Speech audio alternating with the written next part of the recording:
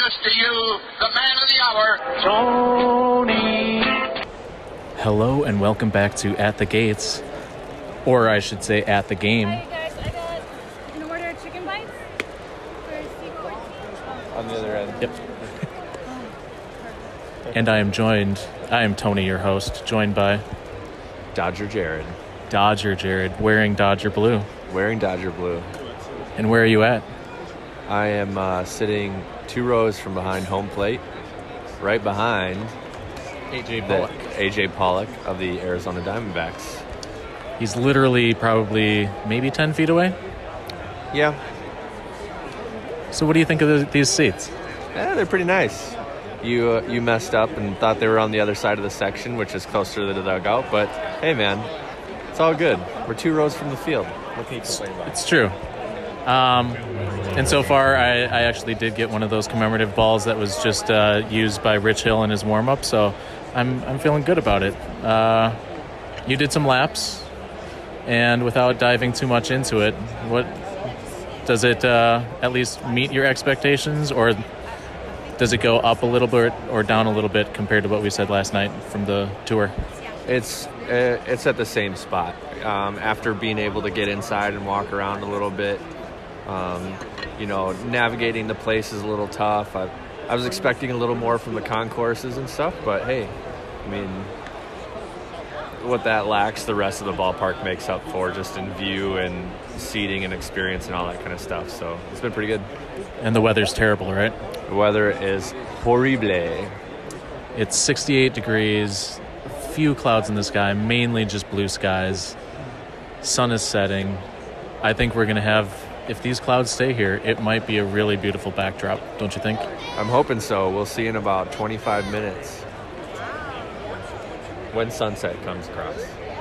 Anything else you can think of that you want to add? What did you think of the second tour? I thought it was very pointless. I would agree with that, yeah. If you're going to do something, just do that clubhouse tour. Would you say that? Very much so. Way more in depth.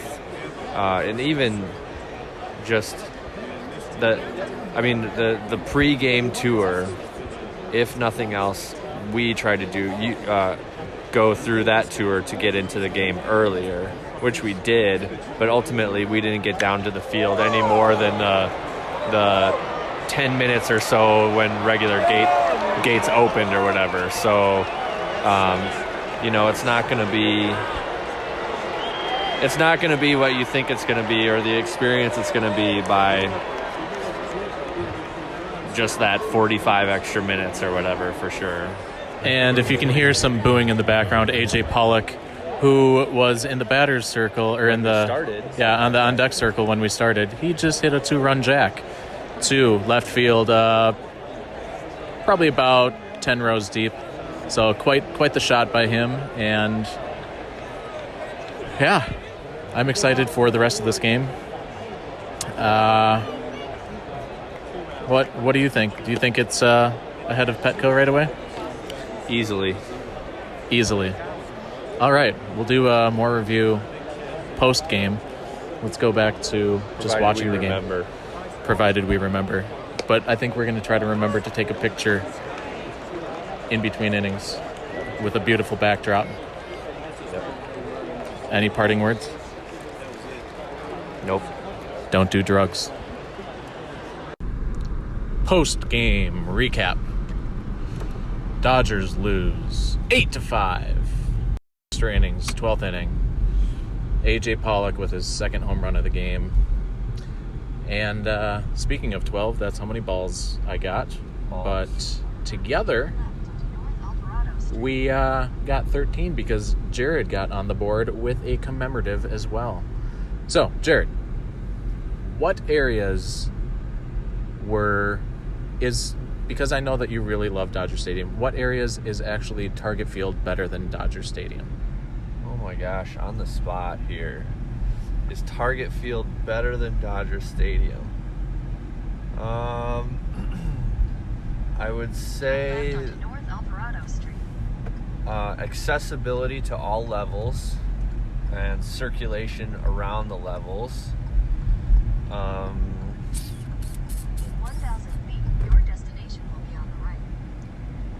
say, I don't know. Those are the two I can come up with off the top of my head right now. All right, and then how about count the ways that Dodger Stadium is better? Well, let's see. I love the colored seats for each level. I love the oddly shaped scoreboards in the outfield. And I think we need to take a TV timeout, huh? Yep. And we have transitioned into the bedroom. This is some after hours at the gates. Jared, you were saying Dodger Stadium was better. What's better and worse? And I think it's better to just compare and contrast because that'll help me. Essence. Well, right, but at least it'll help me. You put me on the spot with what's better. Yeah. And by just comparing and contrasting, I can more directly say what's better. And I can run down the list of things that I look for. And I will eat my mild tortilla chips by Taco Bell. So first, I'd say from the exterior, one thing I'm not a big fan of is just for ballparks in general, which it's obvious going into the ballpark, this is the case, but the ginormous parking lots that it's like a ballpark is an island in a sea of parking spaces. I can understand the circumstances. It's not my preference. But at least visually from the inside of Dodger Stadium, You don't notice it at all. Yeah. And frankly, aerial, like when you're looking from the sky, the way they designed it is really cool. So, I mean, that adds to it quite a bit. The direct, I really like the fact that you can park and have direct access to the top level or the middle levels. But then again, it goes back to I don't like the fact that there's a ton of parking lot space around that. I want things to be around that, having that sort of like plaza gathering areas on whatever side of the ballpark, like Target Field and some other ballparks have. It's definitely not Camden Yards. No, correct. As well as, so the exterior, there's some parts of the ballpark that are really nicely laid out and have really great architectural design elements and features, the interestingness to the outside of the ballpark. Although I didn't really get to walk around the ballpark because we didn't get an opportunity to today, which was our only opportunity outside of the tour on Sunday. I kind of wish that tour would have actually done something like that. That'd be kind of cool. Right. So we didn't make it all the way around. However, I did on Google Maps sort of mess around with the little walking perspective or whatever. And the little bit that I remember from that, I think I give the edge to Target Field on that because it's to me more complete all the way around. Yep. Whereas just like we talked about in the last episode, I think it was, with the speakers in center field, behind that there's sort of some section of the exterior that's also sort of, it's seemingly unfinished, even though obviously it's finished. It's just they didn't really put a lot of effort into that part of it. The dead space. Right. And the utility aspect, because there is a lot of utility stuff back there, if I remember like right. Storage and weird. Yeah. And a home run landed there this evening. Did it? Yeah. I guess I remember. I think that was the game tying one, actually. Was it? Yep. Oh, okay. I must be confusing them then. Let's see. So now we work our way into the ballpark. We'll start with just the concourses in general. I figured there would be more space in the concourses, and not. I mean, but then again, it's a thought that I placed in my own head, like just an expectation that I put in my own head, and so I was kind of let down that like I as walking through the concourse, I'm tall. I felt like I was gonna hit my head in the first 2 levels. Now, obviously, I'm not going to because it's well over 7 feet, but the ceilings are definitely low. Yep. And that's not necessarily a bad thing, but it does, with that many people walking around those spaces, it makes it feel a lot like a smaller space.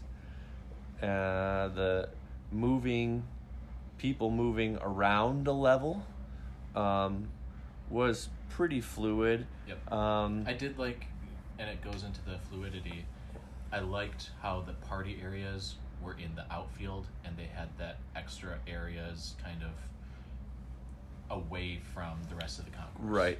And not like you want to push all those people who are sitting behind the plate to the outfield, but there hasn't been a ballpark that I think we've been to yet that has really figured out a good way to have a party area behind the plate between the foul poles and still maintain good flow of traffic. I wasn't probably in there during a really heavy time. And also we should clarify that this game really wasn't heavy at all. It was probably half capacity. Yeah, 50%. I wasn't in the concourses during probably the most heavy time, but I was in there during pretty close. It had to have been pretty close. Moving was okay. The concourses are not terribly wide, but I think because of the fact that everybody has sort of a little bit better direct access to their level from the outside, that helps disperse people between the levels right away, and therefore you don't have a lot of people trying to navigate where to go. Now, moving up and down between levels, from what I saw, is a problem. But then again, that's resolved by the people having direct access from outside. Now, there were elevators. The elevators seemed to be rather slow. And there was... some escalators. There was the escalator that went from the first level to the loge level, right? But then it didn't go any higher than that. So the one set of escalators, and then there was 2 main stairwells on either side of home plate that went all the way up and down. And I took both sets of stairwells multiple times. I took the escalator multiple times and the elevator a couple of times. And there was a lot of people using the stairwells. Not a lot of people using the elevators because I think just how slow they were and how few people can move up and down in a timely fashion. And the escalator between the first 2 levels seemed to get reasonable usage. But I noticed there was a lot of people using the stairwells. I think that's one thing that could definitely be improved upon from I feel like the stadium's going to be around a while, so I feel like that's one area that the ballpark definitely needs to improve upon. I thought it was really interesting because you brought up the flow. Yeah. Target Field definitely is wider, but there's a lot more bottlenecks. Yeah. It just felt really strange to have a stadium that's larger than Target Field be able to facilitate that in less space. Well, just like we said, it definitely is weird, but then again, having that such direct access from the outside, it's not like it's saying don't go between the levels, but it's almost kind of saying don't go between the levels. And I didn't go up there to the higher up levels, but it seemed like the food, for the most part, Target Field is very concentrated. There's only like a few food spots, and those get really backed up. Did the food seem, at least for me, the food felt more spread out on that lower level? I actually think compared to Target Field, there are less food stands in general. And today, I would say that there was a few stands that I noticed had heavy lines. One of them was must have been a wine and spirits stand. And then there was one stand in the left field corner, I think, if I remember the right stand right, had a decent line, and then there was one along the third base line that had a decent line. They didn't really have, I'm trying to think of that.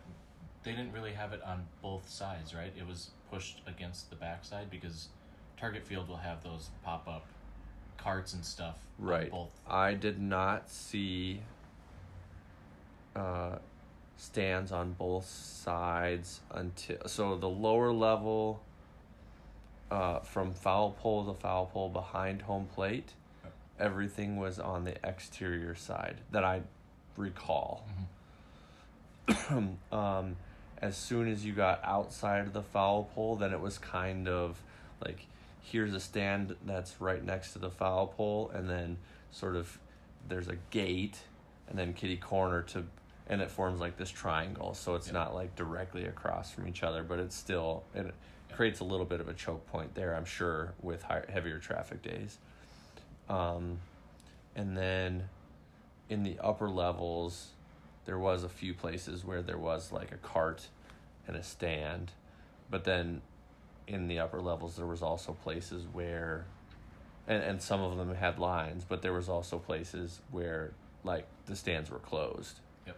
So naturally they're going to filter back and create longer lines in those areas.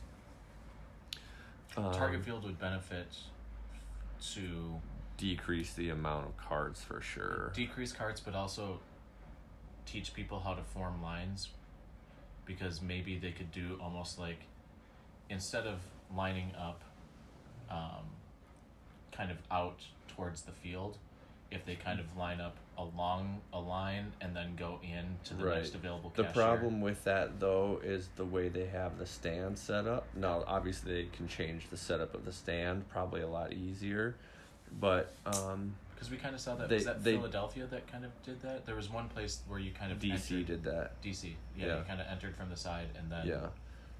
The way our stands are set up at Target Field is they have 6 cashiers stands, and so that naturally creates that 6 lines. Yeah. But it's almost like they need to have... Now, the problem, though, is what gets served faster when you have 6 lines like that, or say you could do maybe 2 or 3 where they filter outward instead of directly back. I guess they would have to try that out and see for Target Field to see if it works either way, but yeah. So then we go from the concourses to just the general seating areas. Man, that upper deck is steep. Very steep. Like, it's cool. Like you feel right there, but it's definitely pretty steep. And the railing is... It seems low. Yeah. Your center of gravity is going to be over it. But then again, me being taller, the rail is always seemingly lower than what I feel like it should be for me. Yeah. Right? But even for me, I knew that my center of gravity was over it, and I'm average height. Right. So I'm sure that's just a code thing that maybe it hasn't been addressed, or maybe it literally is up to code now or whatever, but whatever. man, that the view is fantastic from those upper levels too. Let's see. So I'm working from the top level down. I really like the top level, but it's steep and not generally where I want to sit in a ballpark. So going down to the second level, the second level from the top the top level, by the way, has blue seats, and that is designed to blend in with the sky. The ballpark has colored seats, if you're not familiar already, and each one has a little theme, and it works with what the owner designer guy, which I forget which the guy said, but intended. And the idea is that the blue seats represent the sky. In the second from the top, the seats are green, which represent a sort of a greenish color, a light green color, Yep. Sea foam green, and the idea is it represents the water. And then the next seats down are orange, and those represent the beach, the sand. And then there's yellow, which represents the sun in the lowest level, and then the club level seats directly behind home plate, the first 10 rows or whatever that is. Yep. Those are blue again.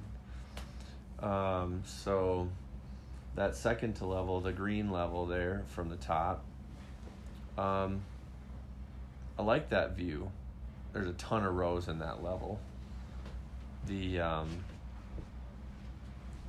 naturally, for a bigger ballpark, though, it's understandable. That's where you're going to put a lot of seats, because usually in most ballparks, Target Field's got 30 rows on average in that lower level. Yep. I think 32. And our middle and upper levels are not 10, 12 rows, and then the top level has maybe 20, not that many. So, and most ballparks are like that. There's less rows as you go higher. And so when you're going to add 10,000 more seats, where are they naturally going to go? If you're not putting them in the outfield, you're definitely putting them in those higher rows or higher sections. So again, I don't think that's not typical of a section that I would like to sit in. But again, that seems like a decent section. I like how they're generally continuous units all the way around, whereas like at Petco and DC and some of those places, like they get cut off for various different reasons. They all have their sort of reasoning behind it, but to me it's still, I think it's pointless. Unnecessary quirks added. You get down to the loge level, that's the orange seats, and again, they have quite a few rows there. That's the section that I prefer to sit in.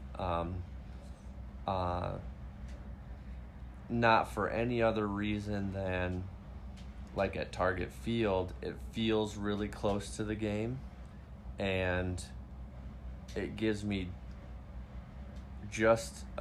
I feel low enough to be and close enough to feel into the game, but I also have a little bit higher of an angle to look down onto the field so that I can get a good read on a lot of different plays and see the whole field and not feel like I'm being blocked like we were tonight by a batter in the batter's box and things like that, which is really cool. Like, I love seeing... Damn you, Paul Goldschmidt. being a Giant.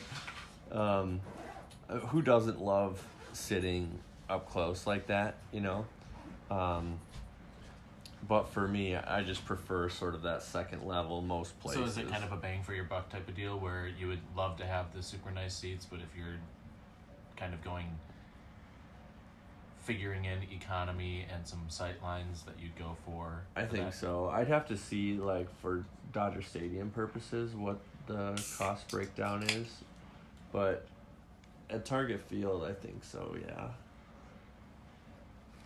The lower level, I forgot how many rows they had.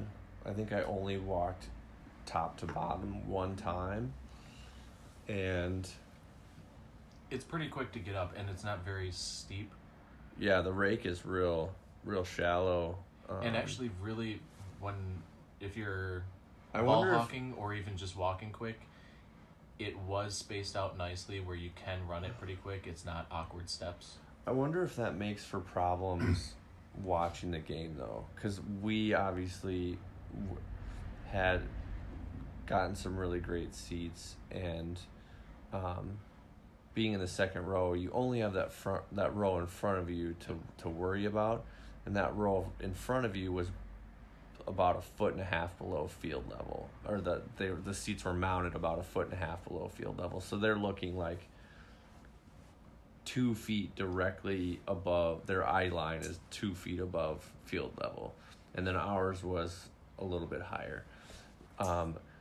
But just thinking from Target Field standards, like, especially when you get a little further down the line, and even in, like, the dugout box at Target Field, a guy like me in those kinds of rows is definitely a sightline problem for most people if I'm sitting in front of them.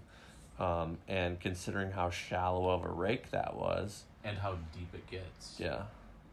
It can really also not just you blocking people, but you can feel a lot further away from the game because they can fit more in such a shallow amount of space. Right. But then again, we're also talking about a 1950s design, and so comparing that to a 2010s design, like, hopefully Target Field had learned from a few of those mistakes. And it even seems wider now because they added that newer part, the part that we were sitting in. Yep. So it probably wasn't. It still had the same incline, but there wasn't as many seats and rows. Right. What else? I stopped in the outfield sections. So outside of the moat, it was really easy to run in between the sections, and even a little bit disjointed to the outfield, but a lot better than Petco.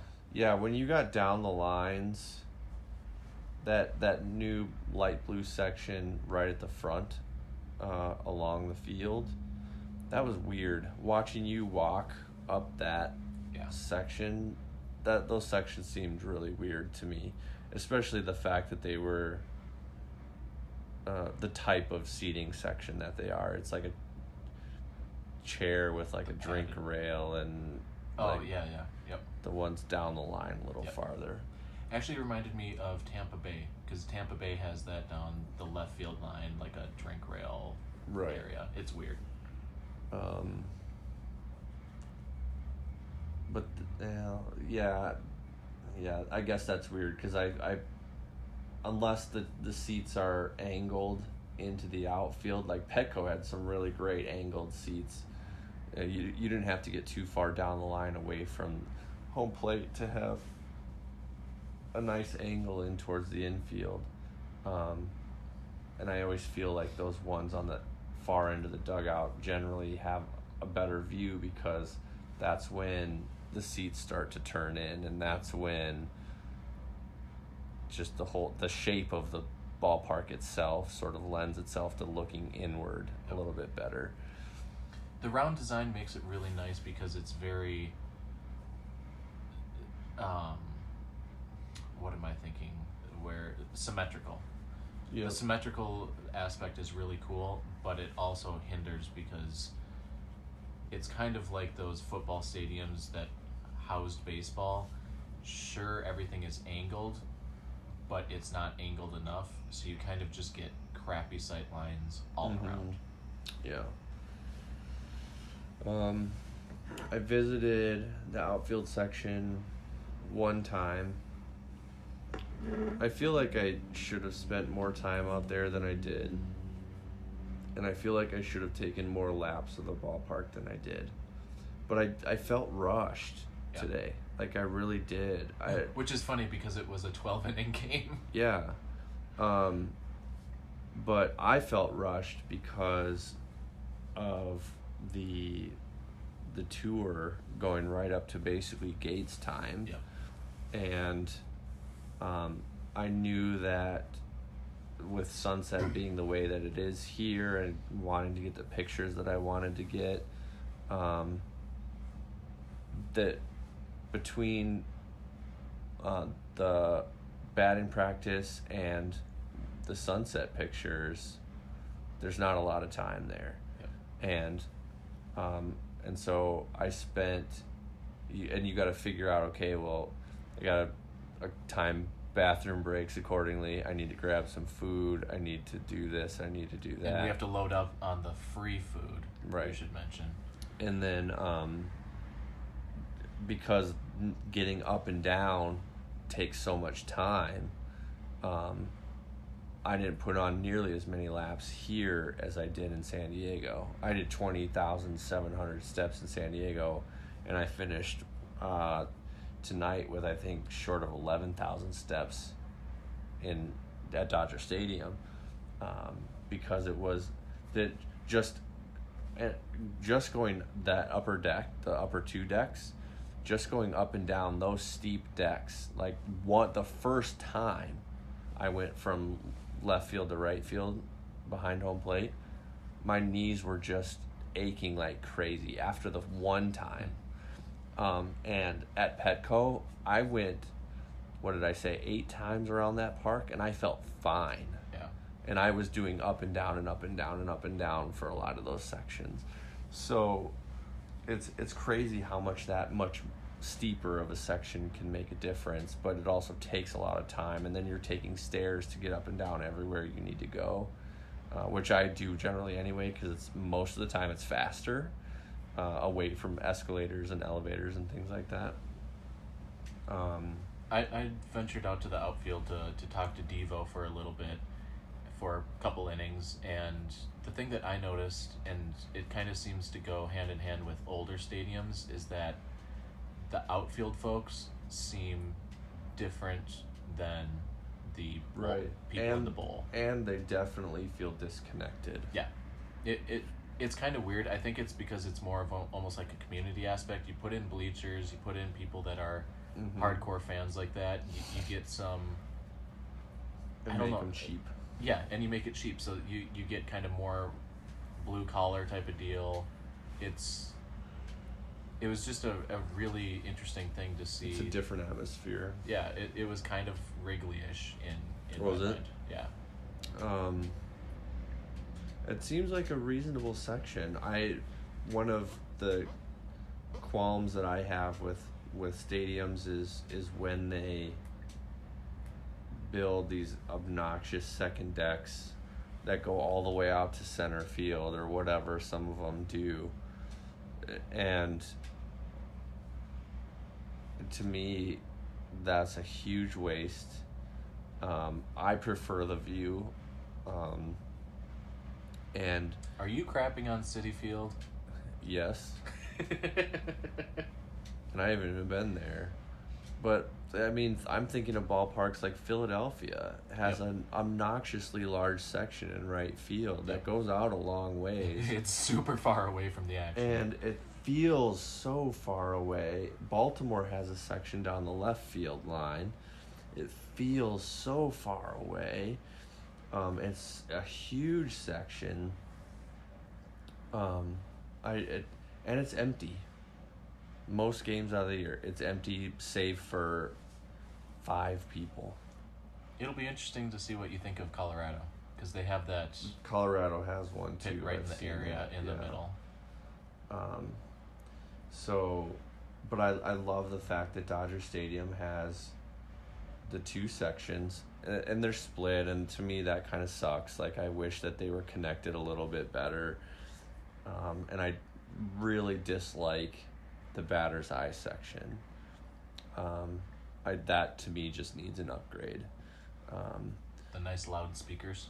I love the fact that they're loud and that the quality is good, but it echoes, and I feel like they had speakers throughout the rest of the sections. Like, okay, well, if you do, then why do you need those in center field? So, but like I said, I didn't make it all the way around there, so I don't have a full grasp of that. I'll just say that I like those sections being one reasonably small section. Who doesn't love the canopy on this above the seats out there? And just I love the fact that they embrace that view. The scoreboards, the shape of the scoreboards there is really cool, and they're low, so they don't obstruct the view, and the lights don't obstruct the view. They have a really classic design, and the whole ballpark has a really great style, and to me it's very aesthetically pleasing. It harkens back to that, early 50s kind of design style that I guess I really enjoy. I love the symmetrical shape of the field. Although some of the quirkier designs, layouts of fields can be really cool. I guess I never noticed what the mow pattern was on the grass. Pretty standard. Was it? Did they have the? No, I won't ask that question. The suites were suites. Yeah. I mean, they're all fancy, quote unquote, so it is what it is. They're pretty standard to Target Field. Yep. Yeah. Hey, granite countertops and high top tables in the back and cushy chairs in the front for a couple of rows and yada yada yada. Everybody's got that. It's even the same at NHL arenas. Yeah. And then the club level downstairs was nice. They very offered busy. It felt like they had like 2 times as many people. Yeah. So it felt like it was serving 2 times as many people as what it could hold. And that was... Although it didn't seem quite as chaotic as Nationals Park. Yes. I think I would agree with that, but only marginally. Yeah. I think that's just because Nationals Park is a larger section and larger area, so more people, but... Yep. They didn't have enough seats to seat people, so I intentionally left my plate without food. I grabbed a few things and basically went and stood somewhere and ate. And it's unfortunate because I noticed people were sitting at tables for long periods of time, 30 minutes, 40 minutes, and one person or 2 people would basically be holding down a table of 8. And I felt like I could go and ask to sit down, but then I also knew you just have that that understanding, okay, they're clearly holding for people, but you're holding it for 30 minutes. Like, come on. The layout actually really reminded me of Kaufman. I've been in that. Okay, I haven't, so go ahead. That area, it was kind of, you enter from the back, come in one set of stairs, and that's kind of your main area where you check in, and then go down another set of stairs where the rest of the buffet is, and all of your drinks and seating area is, and then you come back out the doors, and then finally to your seats. I appreciate the different types of seating down there. I think that some of the space could be better served. If this game was at the capacity that we believe it is, and that section was that busy, I feel like they can take... The World Series must have been shit show. Right. I feel like they could have taken some of that club level area in the back and done something different to better serve that many people down there. That upstairs bar seemed way underutilized. Yeah, very much so. And why wouldn't it be? They have a whole nother bar, Yep. which is bigger down below. Yep. The in-seat ordering, though, was very nice, and the delivery, so... A lot more ballparks are doing that. I remember Yeah. doing that at Washington. But Target Field... I don't just think I doesn't have utilized that. Yeah, they do.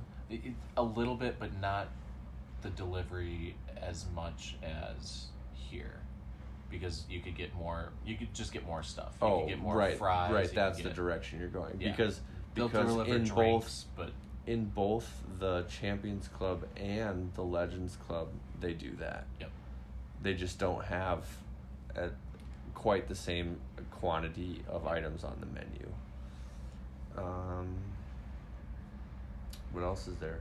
Parking seemed like it was relatively easy in and easy out, Yeah. but then again, we didn't have that many people to contend with because we got here super early for the tour. Yep. And we stayed all of the game. Everybody left early after a few innings because all of a sudden now we're into 12 innings, and so there wasn't entirely that much traffic. So we don't have a good concept, obviously, of what even our normal traffic for what today would have been because we were there so early and left so much later. What else am I missing? I think that's about Inside it. and out.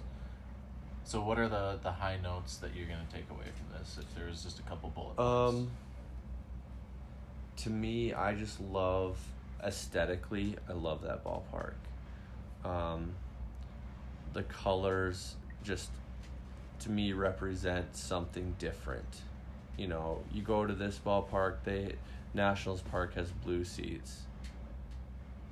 Target Field has green seats. Philadelphia has whatever. Baltimore has green. Somebody else has whatever. Like, they have 4 color seats, and then in that one small exclusive band. club section, they have old seats with multiple colors. Like a rainbow. And there's a theme behind it. There's a meaning behind those colors. It's not just, well, that's a team color. Like, cool, that's a team color. But Yeah. they went outside of that and did something that's clearly representative of the Los Angeles area. And the style aspect of it all. Now, obviously, dealing with terracing on the outside, you're dealing with more landscaping, which makes architectural styling on the outside tough, but the design elements through and through the ballpark make it. That was a duck, by the way. Tony let the ducks out. Just aesthetically, the design throughout the ballpark is really cool, and then the view to me is fantastic. Those are the 2 big ones for me. I mean, I've been to Denver and I've seen mountains. I've skied mountains, but to have that in a ballpark, Yep. how many ballparks have that? Los Angeles and Denver. And Denver's are a ways away. Denver's is nothing like Los Angeles has. So The mountains are bigger in Denver, but they're further away. These are like artsy mountains rather Yeah. than... it doesn't feel like they're right on top of you, but it does sort of feel like right there. And like I said, when we were walking back, it's, Target Field has a view, and I like that view because it has unique buildings in the background, and even though some of them are kind of bland, but there's a diversity of buildings back there, and it gives this really cool interestingness to the view. And the fact that those buildings feel right on top of you. Pittsburgh has a little bit of that, but it also has the river and the bridges. The bridges add so much character to that kind of view. And this is a whole new type of character because it's just mountains and really great looking mountains. So Cool. It is almost 1 o'clock, which would be basically 3 o'clock our regular time zone. Do you feel like it's 3 o'clock, or have you adjusted?